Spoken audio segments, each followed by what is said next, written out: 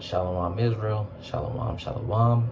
This is Officer Aaron. First and foremost, I want to give all praises, honor, and glory to the Most High God, Yahweh, Ba'ashem, Hamashiach, Yahweh Shah. Now, in today's lesson, I kind of don't know the title of it right now. It's probably going to be, let me see, Salakia. Why judgest not thyself also? Or why judgest not thyself also? Maybe not though. Shouldn't be a long video.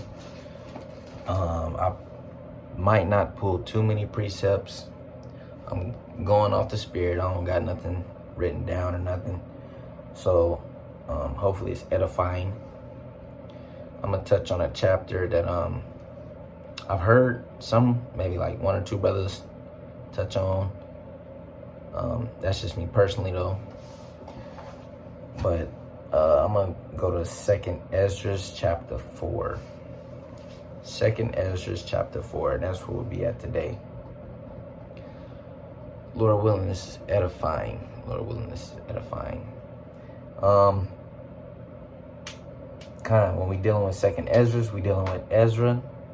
His name is Ezra in the Bible, or not the Bible, but you know, the Bible that we carry right here, and not in the Apocrypha. And the Apocrypha is Esdras, but it's the same man, Ezra and Esdras, same person.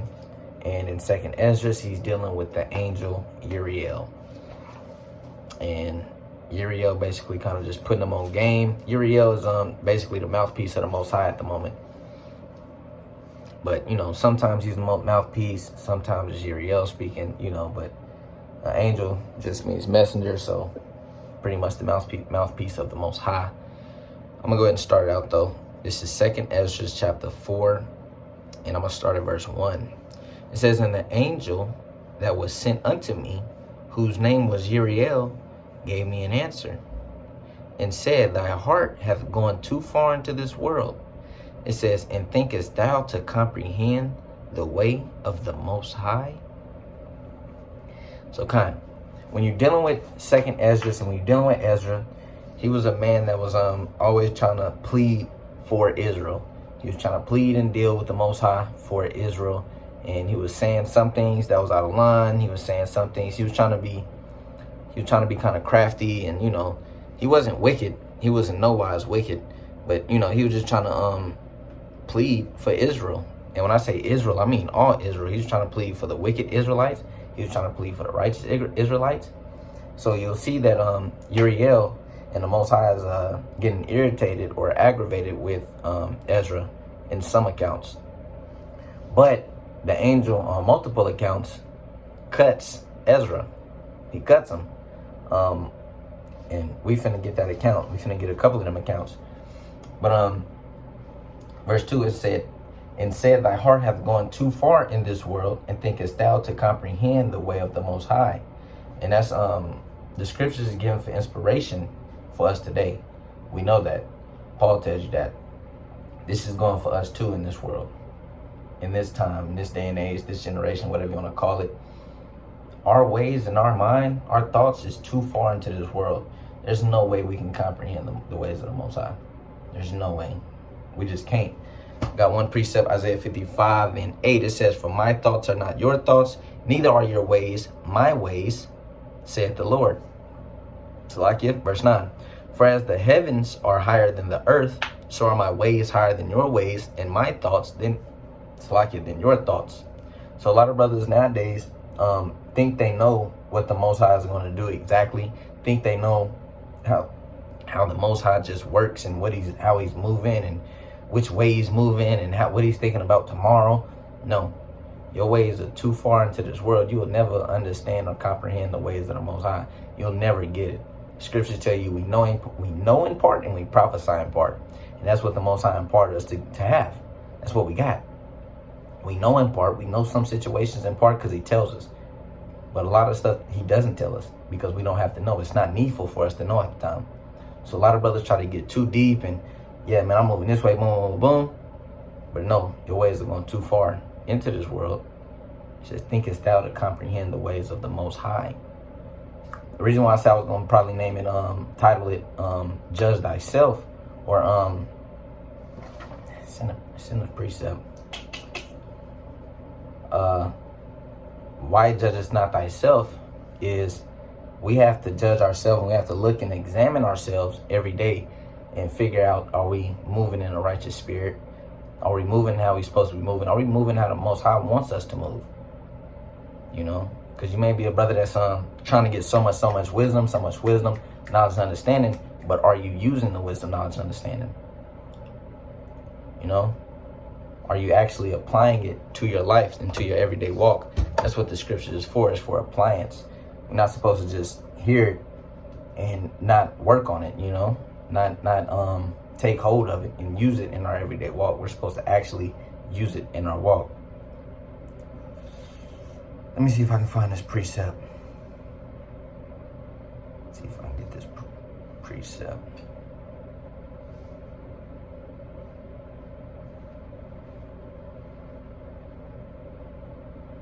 Bear with me. Bear with me.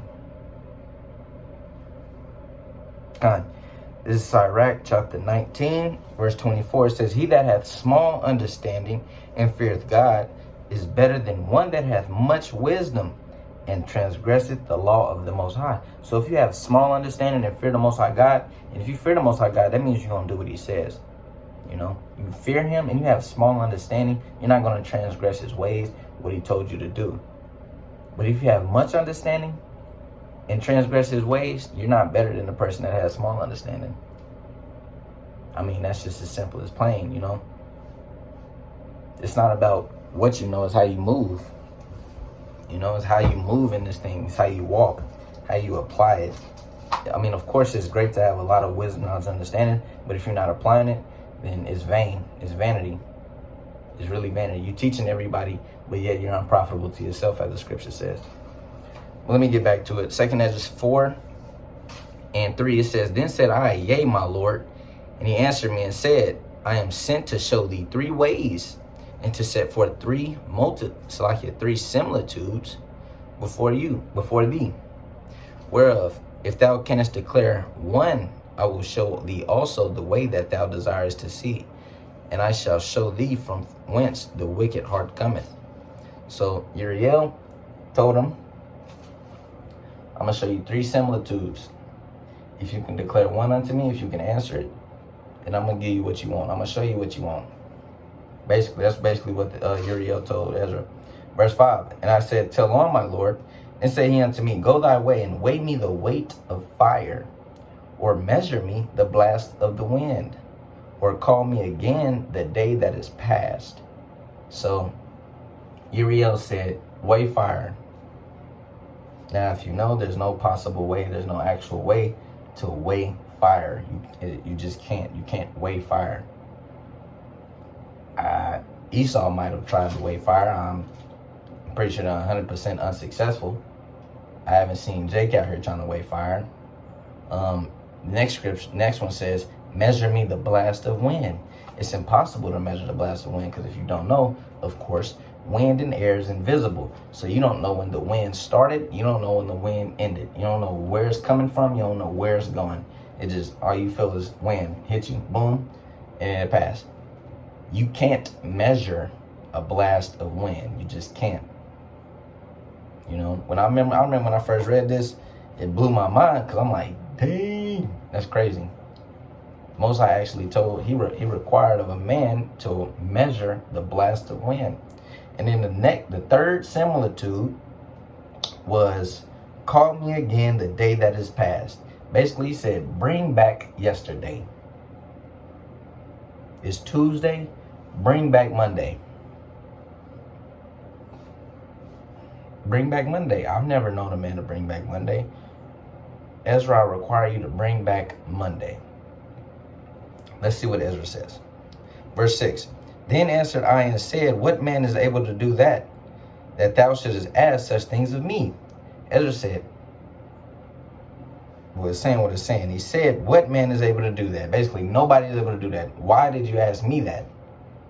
Because Ezra thought that he could comprehend the ways of the Most High. The Most High know how much fire away. The Most High can measure a blast of wind, and the Most High can bring back yesterday.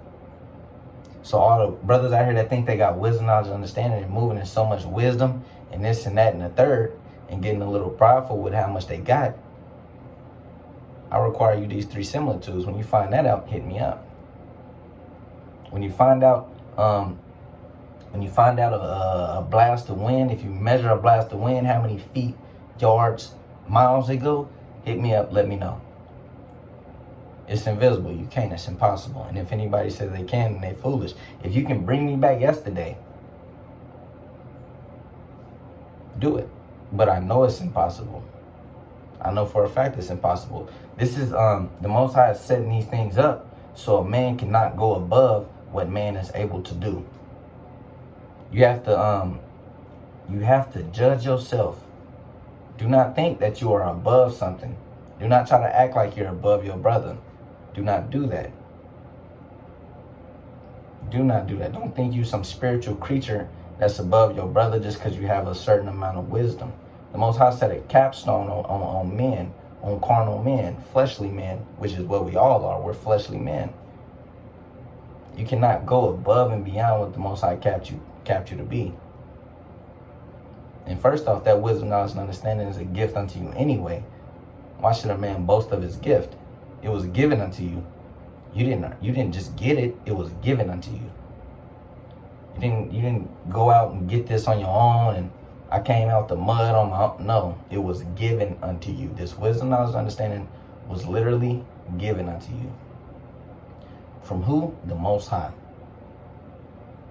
It was either given unto you so you can use it and fail, or given unto you so you can use it and prosper. Because a lot of brothers get a lot of wisdom, knowledge, and understanding, and they still end up failing.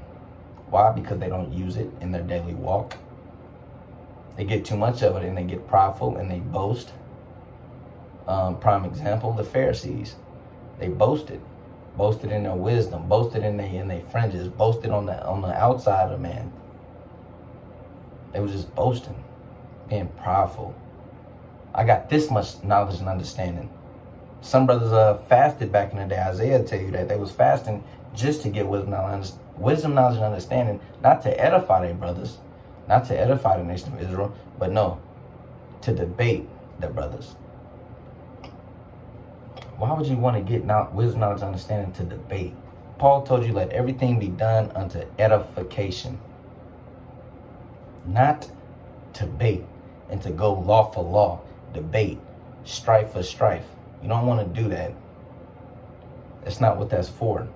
A lot of brothers literally were fasting just to go one-on-one with their brother. It's not what that's for. But let's keep reading. Verse 7, and he said unto me, if I should ask thee how great dwellings are in the midst of the sea, or how many springs are in the beginning of the deep, or how many springs are above the firmament, or which are the goings out of paradise, peradventure thou wouldest say unto me, I never went down into the deep, nor as yet into hell, neither did I ever climb up into the heaven. So Uriel chopped him again. He said, if I was to ask you these things, you was going to tell me you ain't never did this, you ain't never did that. Basically is what he's saying. If I asked you to go, what was one of them? He said, if I should ask thee how great dwellings are in the midst of the sea, then peradventure thou wouldest say unto me, I never went down into the deep.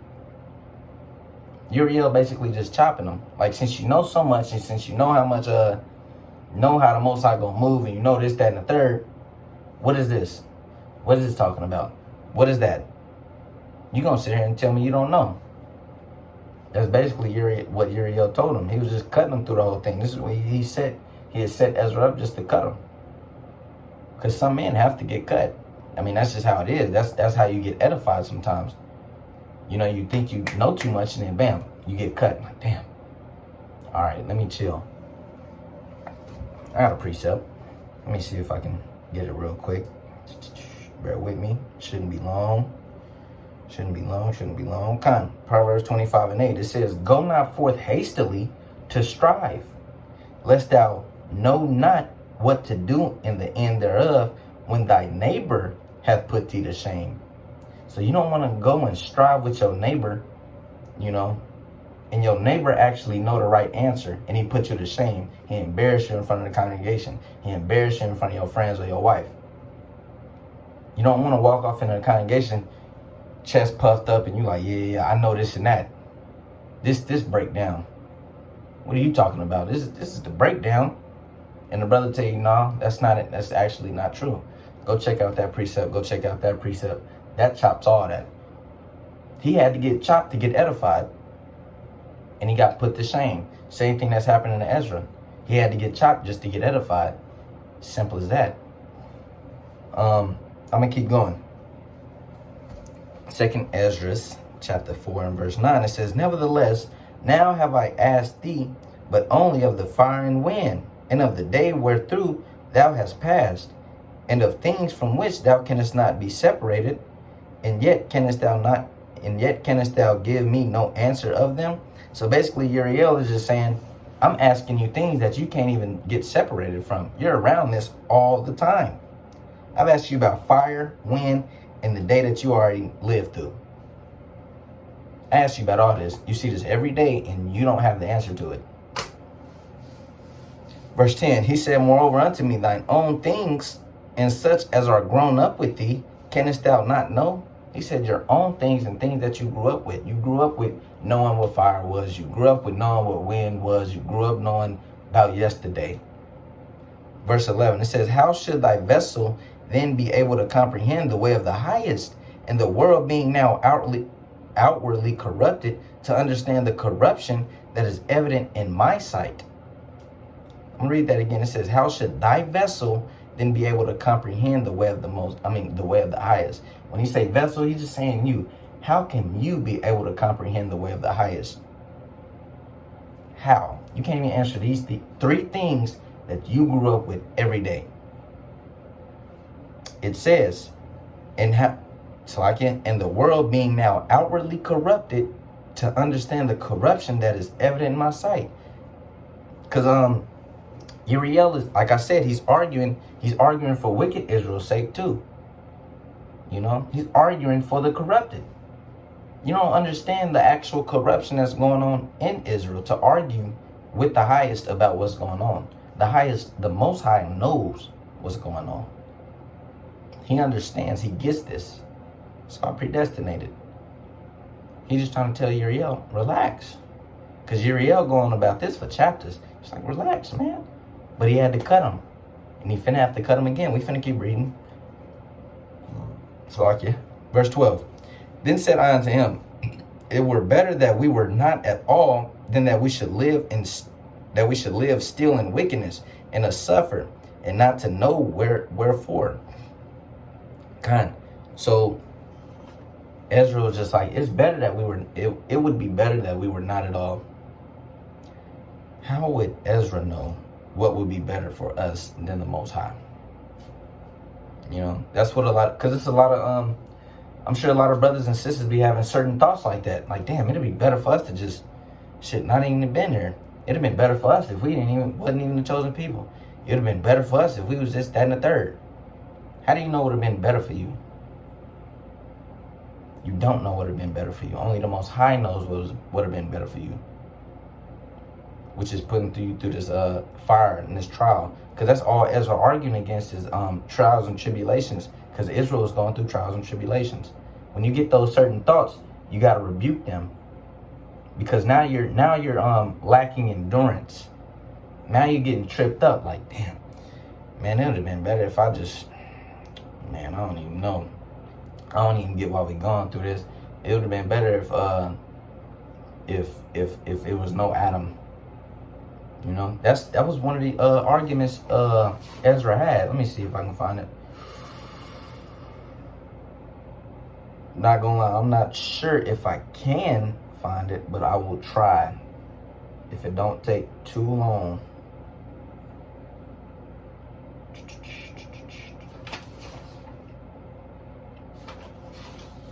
If it don't take too long.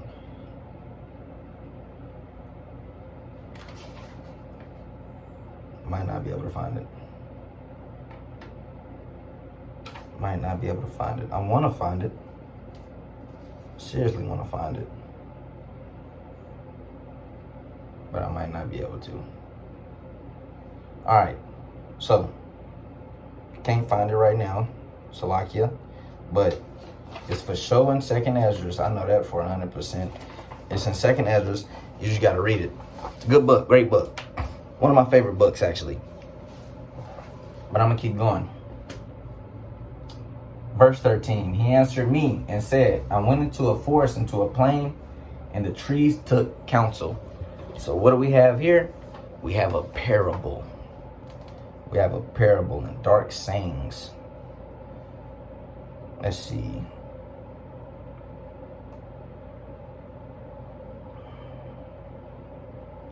Scriptures say that we would deal with parables and dark sayings. Proverbs 78:2.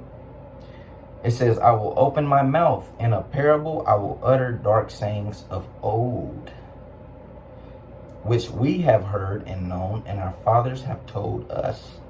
And what that our fathers have told us is going into what we're reading about now. Ezra is one of our forefathers. You know, he's not giving us the dark saying, but Uriel is giving us the dark saying, which Ezra would have likely passed down and passed down and passed down. But this is a parable just to cut Ezra. It's not a hard to understand parable, but it is a parable. It's a dark saying. Dark saying, it's not a scary. It don't mean it's scary. Dark saying is just meaning it's hid. There's no light on it. You have to shed light on it for it to be, you know, a saying, not a dark saying. It says, he answered me and said, I went into a forest, into a plain, and the trees took counsel and said, come, let us go and make war against the sea, that it may depart away before us, and that we may make us more woods. So he went into the forest, into the plain, and the trees took counsel and said, let us go make war against the sea, that we may have more woods. If they go against war against the sea, they would defeat the sea, and we would have more woods for us. Verse 16. Salakia, verse 15. The floods of the sea also in like manner took counsel and said, come, let us go up to subdue the woods of the plain, that there also we may make us another country. So the sea had the same thing, had the same thought. I'm going to go up against the woods that we may have, you know, we can have more land for us. Let's see what happens. Verse 16, the thought of the wood was in vain, for the fire came and consumed it. The thought of the floods of the sea came likewise to naught, for the sand stood up and stopped them. So the wood couldn't go against the sea because fire stopped it. We know what happens when you put fire with wood, it burns, there's no more wood. The sea thought it could go up against the woods, but guess what? It couldn't. Why? Because the sand stopped it. It can't get past that barrier. The sea can't go past what the Most High said it to be. Verse 18. If thou wert judged now betwixt these two, whom wouldest thou begin to justify, or whom wouldest thou condemn? So Uriel is asking him, who would you justify? Would you justify the wood or the sea? Who would you condemn? Would you condemn the wood or the sea? I want everybody to meditate on that. Who would you condemn or justify? Would you condemn the sea for trying to go up against the wood? Would you justify the wood for trying to go against the sea? So, you know, fun parable to understand. Verse 19. I answered and said, verily it is a foolish thought that they both have devised. For the ground is given unto the wood, and the sea also hath his place to bear his floods. Then answered he me and said, thou hast given a right judgment, but why judgest thou not thyself also? Ezra just cut himself. You know, like Job say, I think it's Job, thine own mouth has condemned thee. Ezra just cut himself. Because he said, the ground is given to the wood. Salakia, where am I at? It says, for the ground is given to the wood, and the sea also hath this place to bear his floods. So they both got their allotted land that they're supposed to stay in, that the Most High set up. They can't go and try to get their own thing and do their own thing. No. It's whatever the Most High gives, that's what you have. That's what you deal with. You get what you get and you don't throw a fit. That's what the world teaches us. Verse 21. For like as the ground, so like I'm going to start at 20 again. It says, then answered he me and said, thou hast given a right judgment. But why judgest thou not thyself also? For like as the ground is given unto the wood, the sea unto his floods.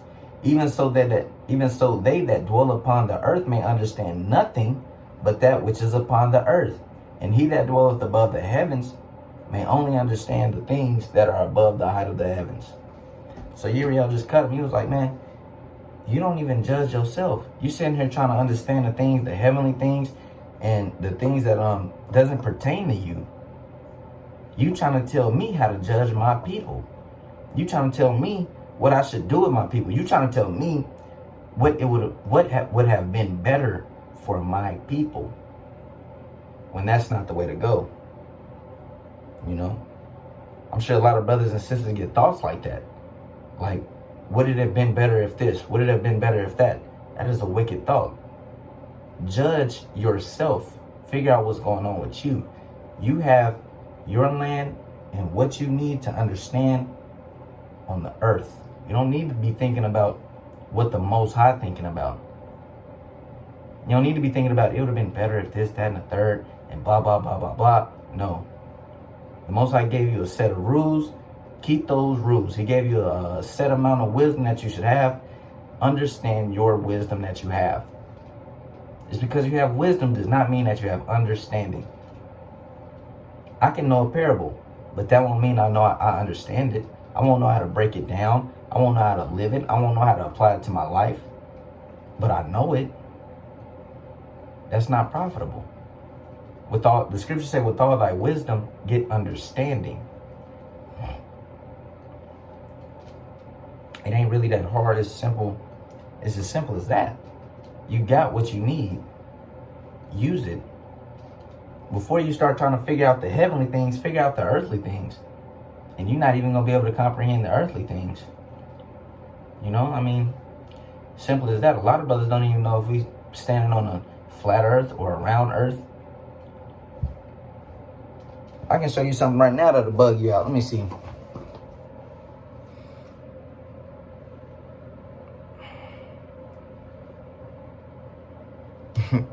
This is Job 26:7. It says, he stretcheth out the north over the empty place and hangeth the earth upon nothing. The Most High hangs the earth on nothing. Comprehend that. That's the power that we dealing with. That's the wisdom, knowledge, and understanding of the Most High God that we dealing with. I can't hang nothing on nothing, you know. We got so-called gravity. It's so-called gravity. I don't know, I don't know how brothers feel about it. If they want to call it that, if they don't, they got a precept on it. I don't know. But I can't hang nothing, or I can't hang something upon nothing. I don't got that kind of power.